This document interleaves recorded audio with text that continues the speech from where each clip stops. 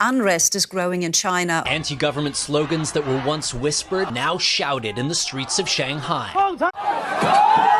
Protests this week in cities across the country. What started out as a small movement in China over the years has now blossomed into what has been coined the white paper revolution. And protesters are choosing to hold up these white pieces of paper to signify the suppression they've endured under the CCP and under Xi Jinping's rule. And even though the mainstream news usually loves to not report on China, this story has been hard to ignore, and we've seen pretty much every single major news site cover what's going on. But even then, I feel like there's still a lot being missed. And by the end of this video, I want to have opened your mind to the possibility that these COVID lockdowns might have nothing to do with COVID at all. And to do that, let's look at this from the point of view of what actually moves the world: money. In China, the companies we invest in are stronger relative to their competition and priced lower. That's why we're in China. Oh, Charlie Munger and Warren Buffett, they like to come up with different rationalizations for the delusions of why China was going to be a good investment, even though it's been utter, complete disaster and nonsense for them. I don't know if they fail to understand macroeconomics or just have a full moral lapse of judgment. But remember, they're not the only ones either. Lots of people were preaching about how China was going to overtake the US, even though China was clearly pulling back all the capitalistic practices that caused them to have that astounding growth.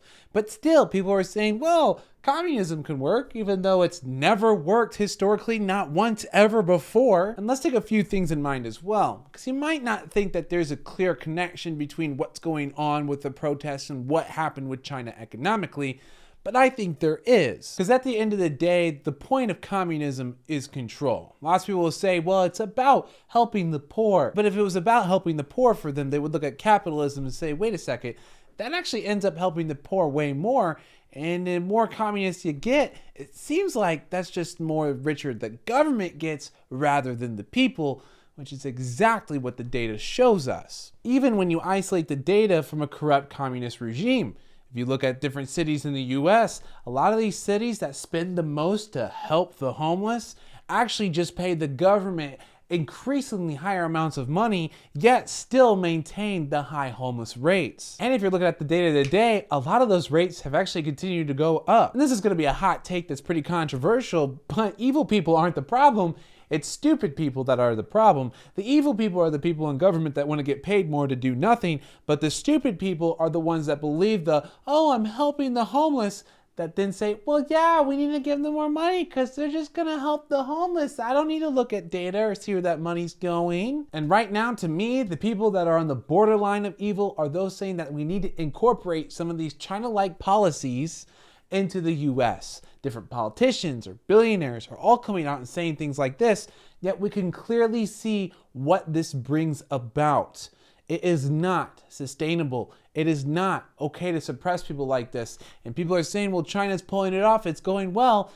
Is it though? Which leads me to my other point, right? Because lots of people say, well, you're just one kid in a room. You don't actually understand this stuff. And this is why most people aren't successful traders. One, they don't have self-belief in that they can actually perform in the markets just by doing research, being diligent, and working hard. But they also think that these experts, or so-called experts, these economists and bankers, oh, they know everything. But then I hear what the reports that they said in China. I made the video, same time that Charlie Munger was making his ridiculous claims. I said, you couldn't pay me to buy these ridiculous stocks. I will never invest in China. And I still maintain that. And then buzzing along comes the hive mind to say, well, look at all the data. China's doing great. Look at these numbers. And this is why most people suck at trading, is because they don't realize all the data they're looking at is historical data. And that includes, if we talk about the economic calendar, everything you're looking at occurred in the past. It doesn't really mean anything about the future. You have to be able to make reasonable projections that are built off a macro thesis, built off philosophy, built off more than just, oh, the numbers went up, therefore they'll keep going up. No. I mean, just think about how ridiculous it was for Charlie Munger to even make those claims about those businesses and say, well, there's a bunch of policy and macro turmoil, but these companies have good numbers right now, therefore it'll be fine in the future. Even though the population is going to drop off a cliff, which, by the way, has a huge significant impact is massively deflationary. Remember, the larger your population is, the larger drop off that growth curve can make. Maybe to him, because he's getting older, he's talking about maybe a year or two. But remember, all these young kids look up to him who probably want to buy something, hold it for 20 years. In 20 years, you're probably better off investing in Nigeria, who's probably going to be the size of China in the next 100 years and have the biggest economy in the world, not in China, who's probably already had their glory days. It doesn't make any logical sense. And this is from the guy who preaches about being a long-term buy and hold investor. And now, of course, since the people are in full-blown revolt, it makes even less sense. And this revolt, people are saying, is because of the COVID restrictions that push people overboard, which makes you question, why did the CCP even choose to do this?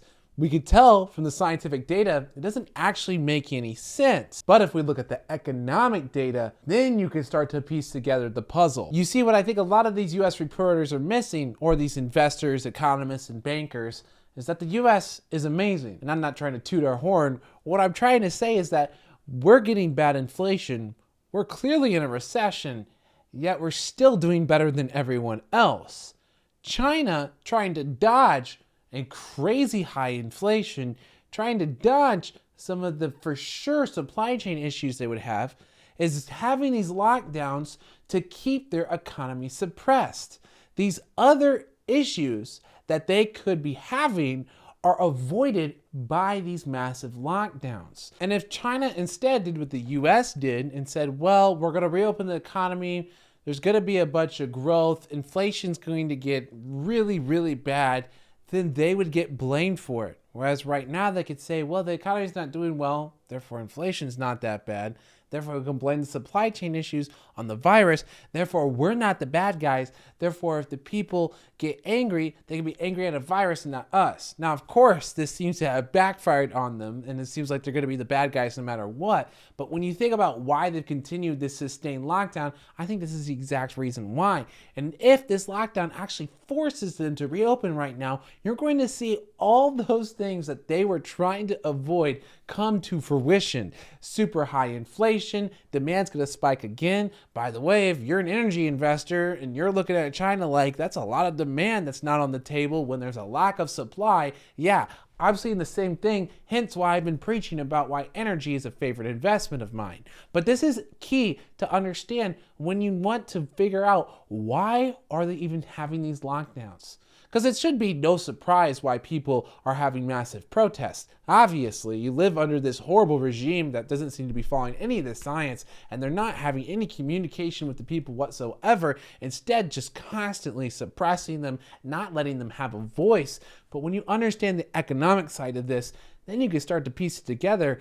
And then you can also understand that China looks like they're in a lose-lose situation no matter what they do, because all the issues they're having right now with the economy only get worse upon reopening. Because remember, you could kind of keep the economy afloat if you keep everything locked down. You don't have the super high inflation. Therefore, since the economy's not very active, you could continue to print money or order people to literally buy stocks, which is what they've done over the past year. And if you reopen as China, you're not in a position like the US. You can't do monetary tightening to the extent that we are to try and combat inflation or, all these different pressures getting out of control. Instead, you have to let them get out of control, pushing people even closer to where protest turns into actual violent revolution and risking all the control that you have over your people. Now, I've hinted at this theory before, but I wanted to make a special video dedicated to it when I saw that China was now building these giant quarantine camps.